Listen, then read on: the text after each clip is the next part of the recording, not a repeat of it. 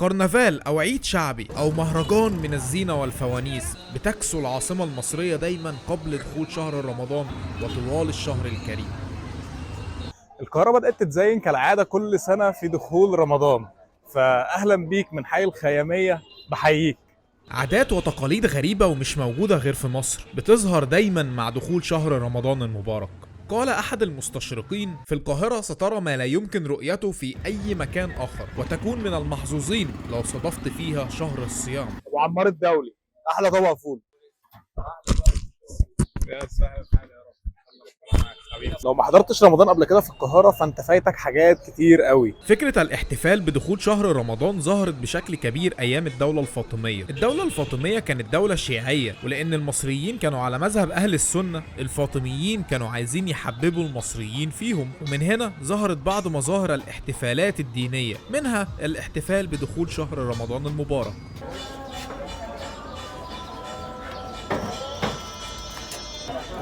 قبل رمضان ب4 اشهر. ده بيتصنع من ايه الفانوس اللي انت بتعمله؟ ده بيتصنع من صاج فروجيه. الصاج بيجي ويخش الكمبيوتر يتفتح وبعد كده يتصنع. نعم.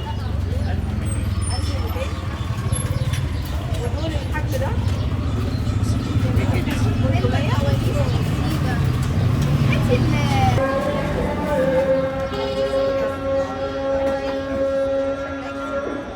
المصريين كانوا يعرفوا الفوانيس من قبل دخول الفاطميين، ولكن ليه ارتبط الفانوس برمضان دايما عندنا في مصر؟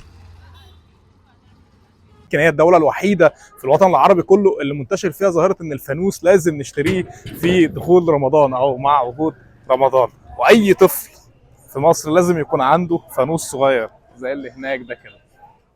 وانت ماشي في الشوارع بص على وشوش الناس، مهما كانت حالة الناس هتلاقي شعور عام بالبهجة والسعادة بدخول شهر رمضان. شراء زينة رمضان وفانوس رمضان عادة متوارثة عندنا من زمان. وكلمة فانوس هي كلمة إغريقية الأصل، ولكن عندنا في مصر هنا الموضوع انتشر من أيام الفاطميين. بسبب انتشار الفوانيس عندنا في مصر في رمضان إن المعز لدين الله الفاطمي دخل مصر في رمضان وكان بالليل، فالناس استقبلوه بالفوانيس، ومن يومها وهي بقت عادة عند المصريين إن الفانوس منتشر في رمضان مع بقى اختلاف أنواعه وأشكاله. وفي قصص تانية كتير على الموضوع ده، زي إن مثلا برضه أيام الدولة الفاطمية كان ممنوع إن النساء يخرجوا من البيوت إلا في رمضان، ولكن علشان تخرج لازم يكون معاها طفل صغير شايل فانوس عشان اللي جاي من بعيد يعرف ان دي سيدة قادمة. غير برضو معلومة تانية ان الخليفة الفاطمي قرر ان هو يضيء شوارع القاهرة ليلا في رمضان، فامر كل الجوامع ان هي تشغل الفوانيس او ان هي تولع الفوانيس، ومن هنا ظهرت فكرة فانوس رمضان. القصص بتاعت الفانوس كتير جدا، ولكن اقربها فكرة ان المعز لدين الله الفاطمي دخل القاهرة بالليل في رمضان والناس استقبلوه بالفوانيس. رمضان من اجمل الشهور في السنة اللي ممكن تقضيها في مصر، ولو ما حضرتش رمضان قبل كده في مصر فعلا انت فايتك كتير قوي. باب زويلة اللي فوق دول المأذنتين بتوع جامع المؤيد شيخ، وده جامع الصلاة الطوارئ. أنا في رمضان بحب أقضيه هنا في القاهرة وسط الجوامع القديمة، صلاة التراويح بالليل، موائد الرحمن، وزي ما الحسين الجسمي رمضان في مصر حاجة تانية. فعلا اللي ما جاش مصر في رمضان فايته كتير قوي من الأجواء ومن الفايبس بتاعت رمضان.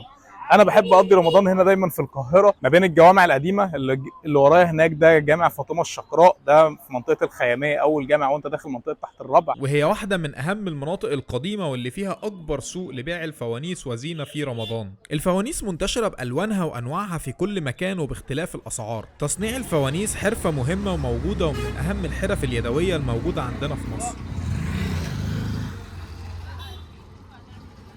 السلام عليكم. ازيك يا حاج محمد، عامل ايه؟ الحمد لله والله. الله ينور عليك والله. عليك. نعم الحمد لله. حسن لسه مكلمني.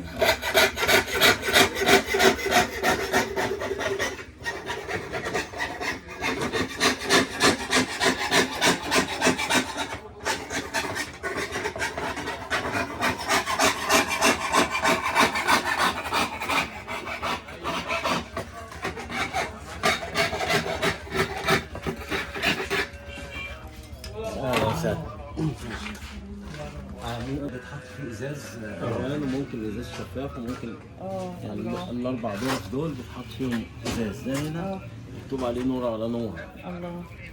تسلم ايدك. دي كليبسات بتحط ازاز يا اما الاباستر. اه دي طبعا في العرض يعتبر شويه يعني هو جاهز. الازاز طبعا مش عند حضرتك، الازاز ده ورشه تانية. موجود. لا انت بتعمل الفانوس من الاول للاخر. ازاز اركبهولك، عايزاه الاباستر اركبهولك. والاضاءه بتكون ازاي بقى؟ الحاجات بتستخدمي الشمعة زي كده مثلا اه علشان بس ايه الاطفال احنا بنحاول نحافظ مفيش أيوة. طفل أيوة طبعا. يتلسع او يسبب اي حاجه، فبنستخدم التي لايت كاندل اللي هي سموكليس. رائعه. وفي بقى والبيع فين؟ ده 400، ده نحاس، ده اسلامي فاطمي اللي انت حضرتك ماسكاه ده. اوكي. ده نحاس اصفر معمول اوكسيدي علشان ما يصديش، يبقى شكله قديم وما يصديش. ايوه بالظبط كده. ده 400.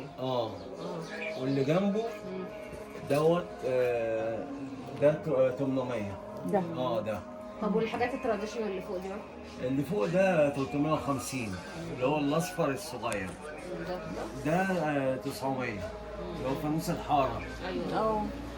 في النور على نور بقى، والمملوكي اللي جنبه ده مملوكي، واللي بعده برضه مملوكي، واللي بعده دوت اللي هو النجمه اللي اتنشرت بتاعت المنبر بتاع الجامع اللي هو الاصفر الطويل ده حضرتك.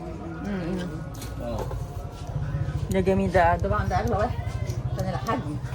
لانه انا حاسبه. رائع بصراحه. ربنا يخليك. الله يخليك. طب حضرتك غير يعني الايام دي الشغل ده اظن ملوش علاقه برمضان، ده شغل ممكن السياح بيشتروا في اي وقت. هو الشغل دوت يعني اللينك بتاعه المباشر كريسماس ورمضان وبقيه السنه. كريسماس لان انا بيجيني برضو اجانب كتير. ايوه. بيستخدموه في الكريسماس في شمعدانات يعني. وفي رمضان برضو في مراكب، في يعني في اوتيلات بتستخدمه. أيوة. على الترابيزات كده في الافطار كده. طبعا. وبعض السفارات وبعض المدارس الاجنبيه. الورشه هنا قديمه. الحمد لله. من قد ايه مثلا؟ يعني بقى لها حوالي 45 سنه. طبعا عن جد يا عم محمد ولا طبعا. حضرتك؟ ايوه الحمد لله. في حاجه هتتفرجنا تاني ولا هو هنا؟ لا هنا بس. ما تنساش تعمل سبسكرايب للقناه واشوفك في الفيديو الجاي. سلام.